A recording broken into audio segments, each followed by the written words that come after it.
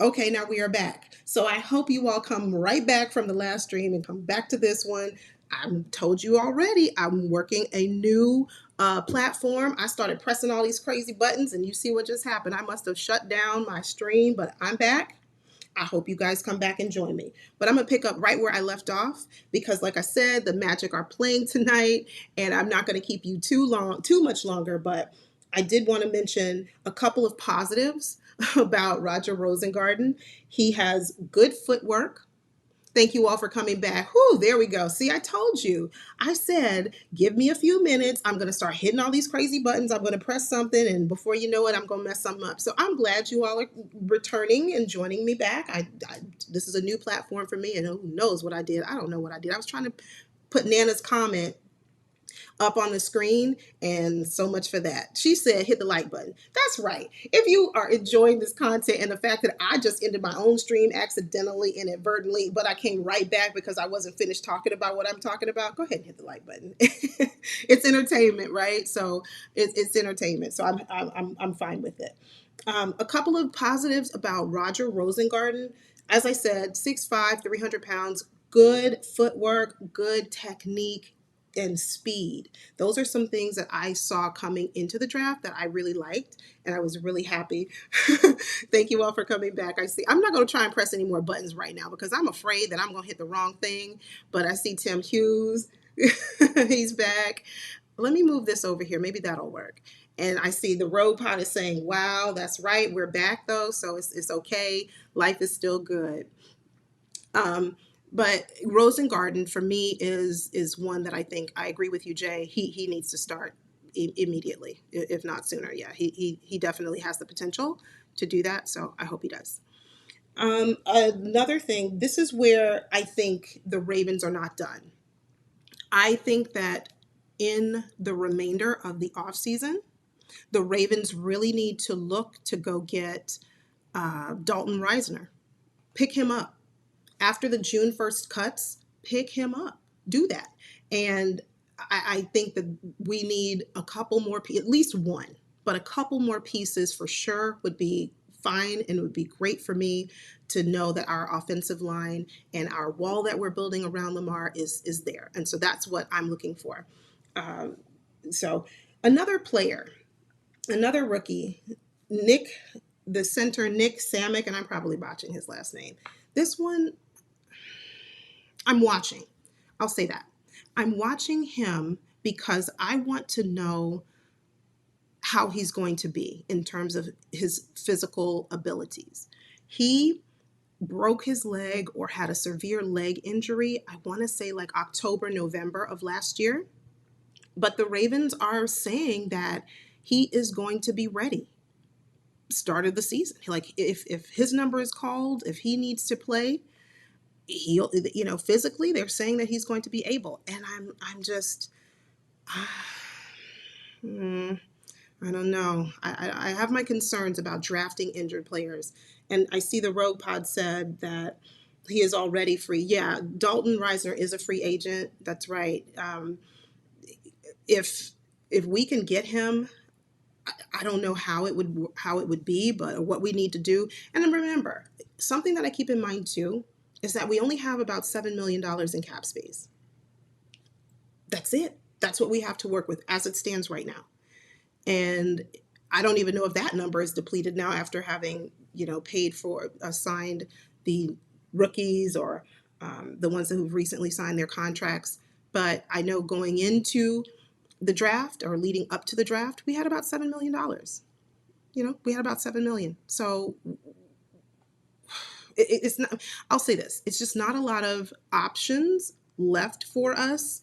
And that's what concerned me. That's what concerns me the most in terms of making sure that we have adequate players, because I would love to see us bring in another wide receiver, and I would love to see us bring in another offensive lineman. That's what I would like. That's what I would like. Couple more points, and then I'm done for the night. If you didn't watch or listen, Rich Eisen had a show the other day, I think it was yesterday, and John Harbaugh was asked. I know it's not something that we as Ravens fans want to talk about. It's not anything we want to bring up. What went on? What happened to the Ravens in this AFC championship, specifically the run game? And I'm going to just summarize. I'm not going to, read out the entirety of John Harbaugh's comments, or his statements. But basically, he said, we abandoned the run game. We didn't have, he admitted that we should have run the ball more, but it just wasn't in our game plan. What do you mean it's not in your game plan?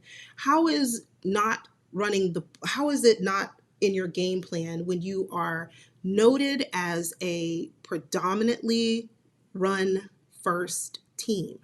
How is it not a part of your game plan?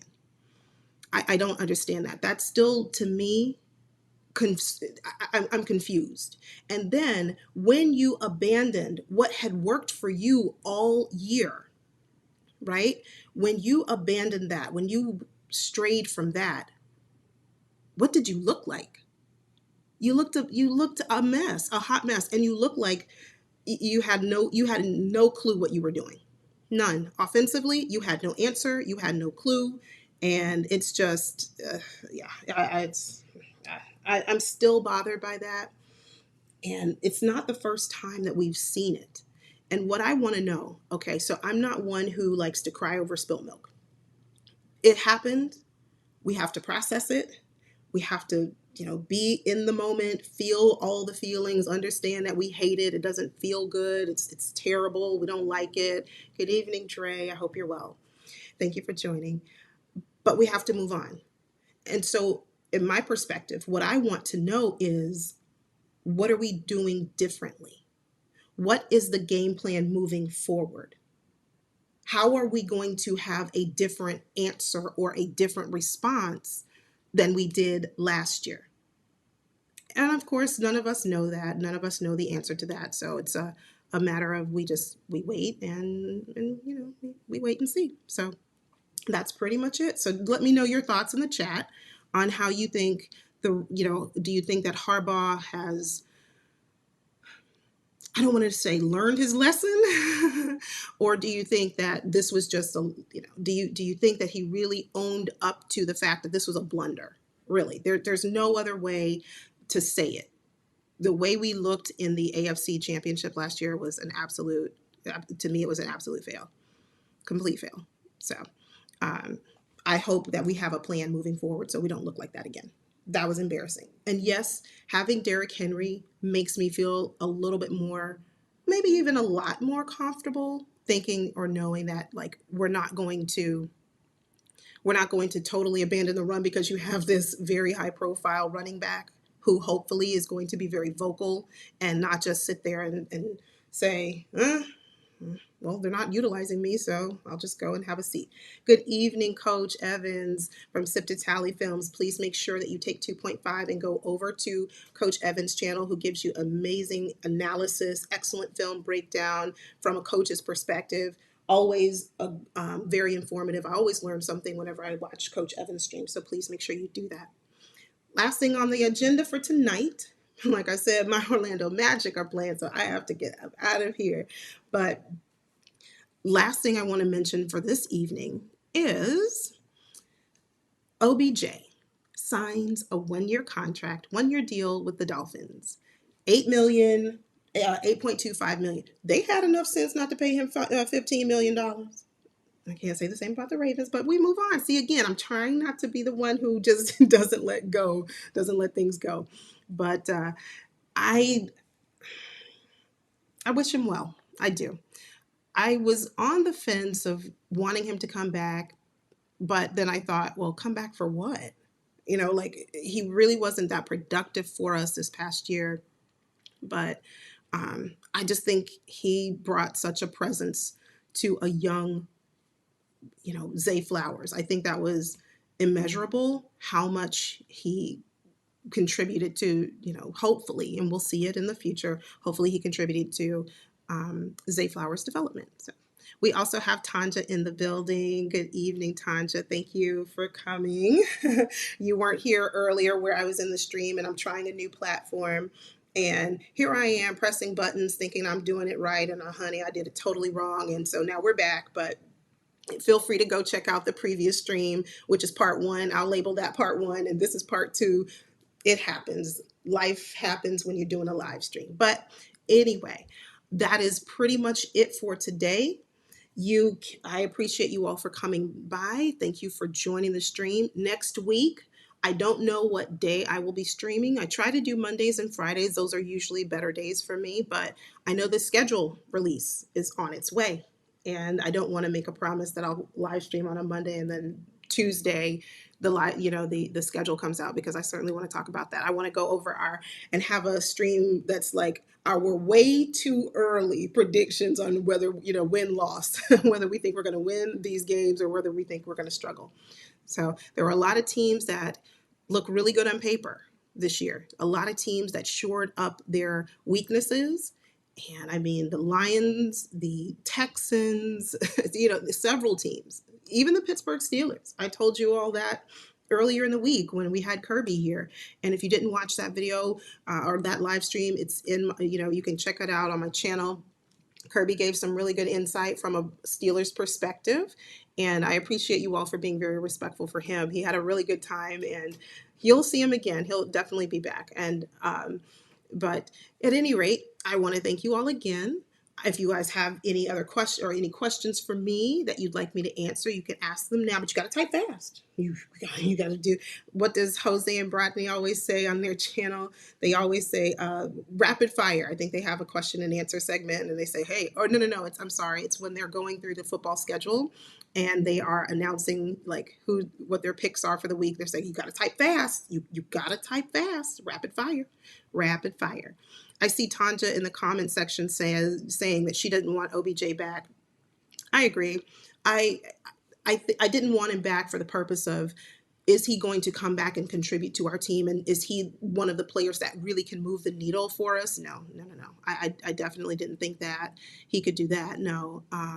I think it was just, I really liked what he brought off the field, if that makes sense. But again, the price tag, what we paid him last year, $15 million. No, that's okay. That's totally fine. But anyway, I hope you all have a fantastic weekend. Do something fun, do something special, enjoy your weekend. As I said earlier, this is a fun time for us as football fans, as we're watching the players, these young players grow, develop right before our eyes, and we're going to see how their skills translate into the NFL. And we'll see. So we have a lot to cover in the next couple of months before we head into the preseason. So make sure you are subscribed to the channel. Turn on your post notifications, and I will see you all very soon. Now, I hope you all take care, you stay safe, and don't ever forget to always go Ravens. God bless.